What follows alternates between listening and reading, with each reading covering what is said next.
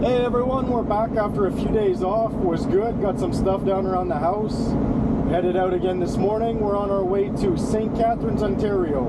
And I wish I had my boat with me because the fishing reports are pretty good, Lake Ontario right now. The guys are getting into some big king salmon. Anyway, we're pulling another 9-axle outfit. We're going to pick up a main crane body. This one's going to Berthierville, Quebec. Let's go.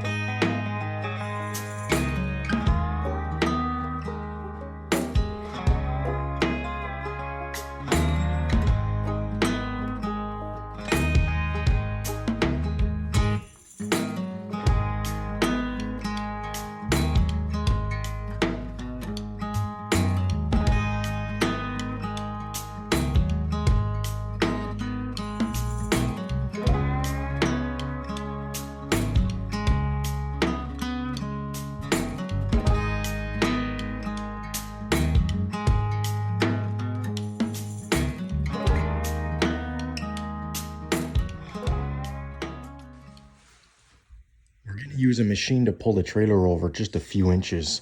With these big loads, you really got to get the center of gravity centered up perfectly with the trailer. If you're off by just a few inches, the load's gonna lean going down the road.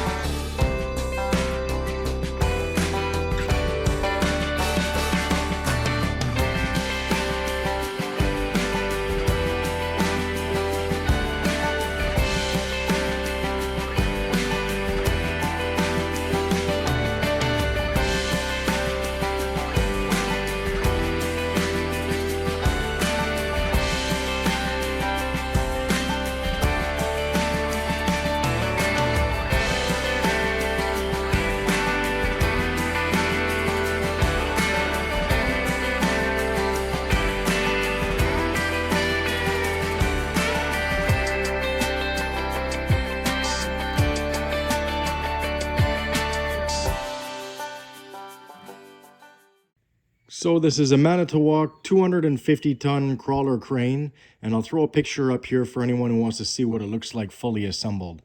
Obviously the boom is off and the track drives are off this one.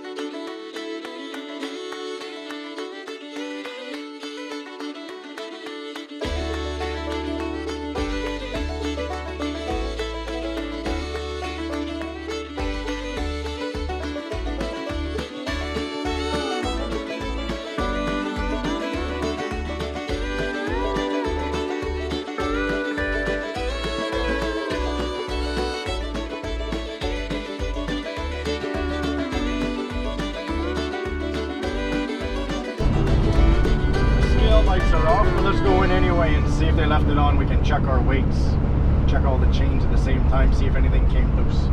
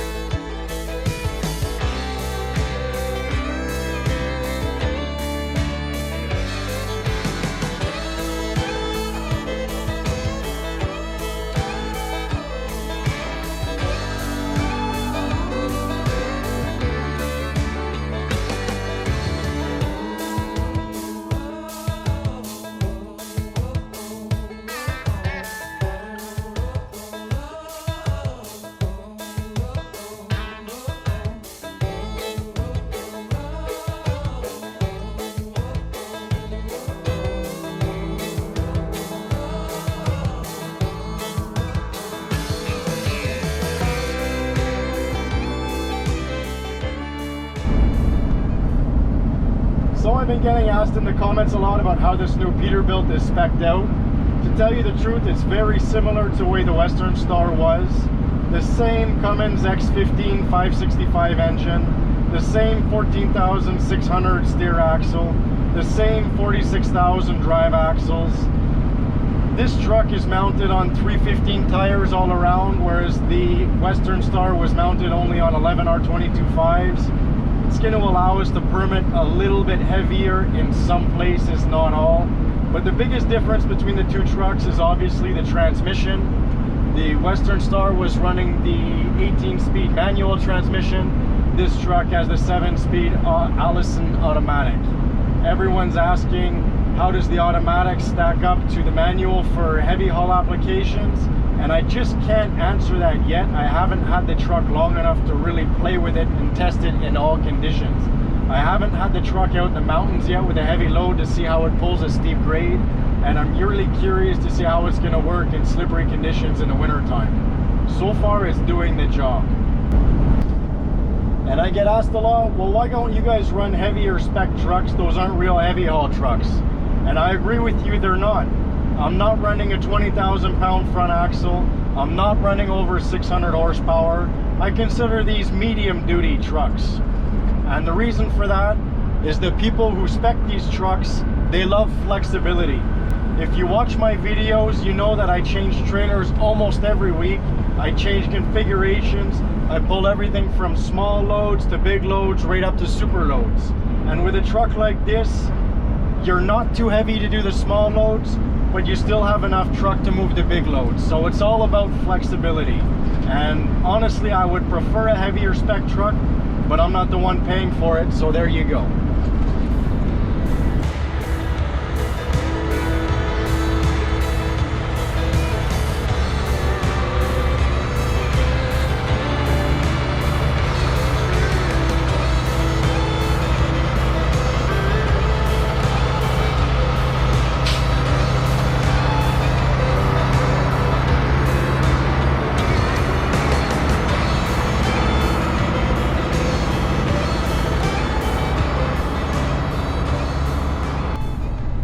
So one of the compartments on the machine has been flapping in the wind since we left. It's kind of making me nervous. So I'm stopping here anyway. I'm gonna take 2 minutes. I'm gonna put a piece of tape on it and that'll hold it shut. Just buy myself a little bit of peace of mind.